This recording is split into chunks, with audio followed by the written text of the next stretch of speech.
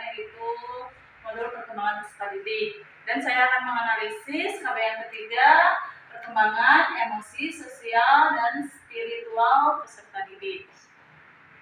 Perkembangan emosi, sosial, dan spiritual peserta didik yaitu diantaranya ada fungsi emosi, ada karakteristiknya, ada faktor yang mempengaruhi perkembangan tersebut, dan ada implikasinya.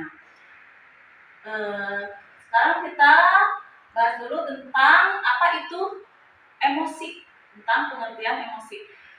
Emosi itu yaitu perasaan yang ada di dalam individu manusia, yang ada di dalam individu masing-masing. Emosi itu merujuk pada perasaan dan pikiran-pikiran, kecenderungan untuk bertindak. Jadi kecenderungan untuk bertindak sesuai pikirannya. Nah, selanjutnya yaitu fungsi emosi.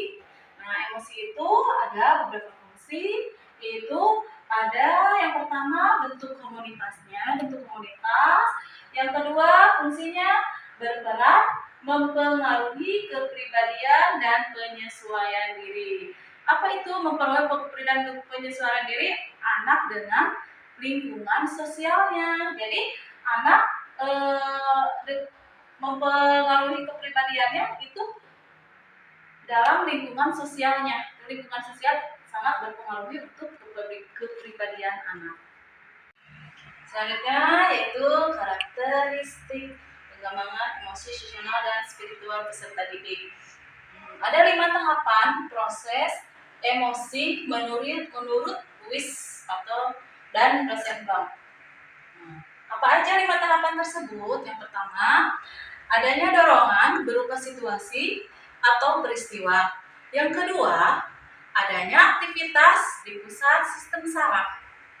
Yang ketiga, adanya perubahan spesifik yang terjadi dalam aspek psikologi. Keempat, terjadinya perubahan pada daerah yang diamati seperti pada wajah, tubuh, suara, atau tindakan yang terdorong oleh perubahan. Selanjutnya, faktor yang mempengaruhi pengembangan emosi sosial, dan spiritual peserta didik. Nah, apa aja? 1. Pengaruh keadaan individu itu sendiri, seperti usia, keadaan fisik, inteligensi, peran seks, dan mempengaruhi perkembangan individu. Selain itu, konflik lingkungan keluarga. Lalu, faktor dari luar rumah, juga faktor pengaruh lingkungan sosial.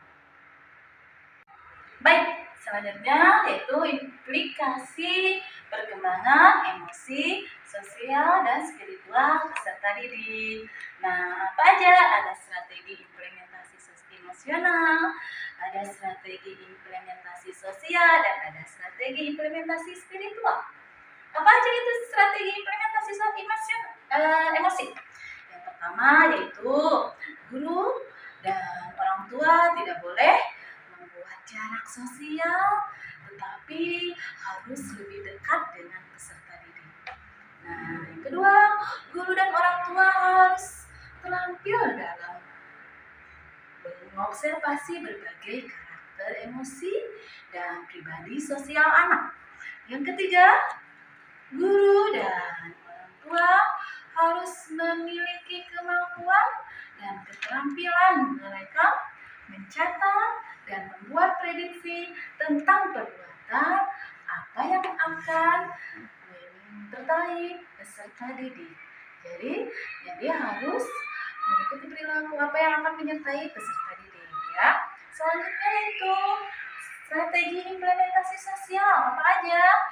Yang pertama, mengajarkan keterampilan sosial dan strategi pemecahan masalah sosial. Yang kedua, menggunakan strategi pembelajaran kooperatif.